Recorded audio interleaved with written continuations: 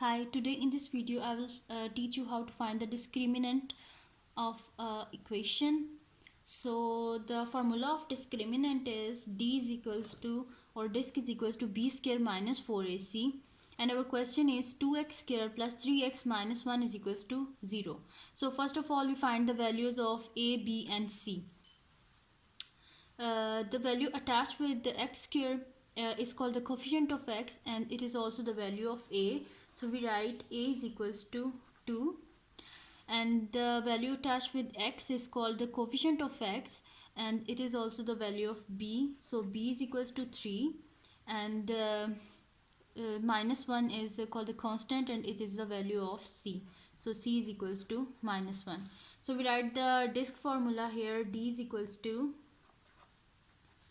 b square minus 4ac. So we write 3 in the place of b, so 3 whole square minus 4, and we write 2 in the place of a and minus 1 in the place of c. So 3 square is equals to 9, minus this minus and minus become plus, and 4 to the 8. So 9 plus 8 is equals to 17. Our next question is 6x square minus 8x plus 3 is equals to 0. Here the value of a is equals to 6, b is equals to minus 8, and c is equals to 3. So we write the disk formula here, which is d is equals to b square minus 4ac. So d is equals to, we write minus 8 in the place of b and whole square minus 4, and we write 6 in the place of a and 3 in the place of c.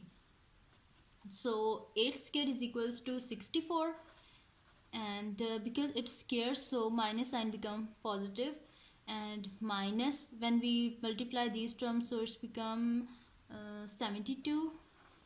So 64 minus 72 is equals to minus 8. So the discriminant of this question is minus 8, and the discriminant of this equation is 17.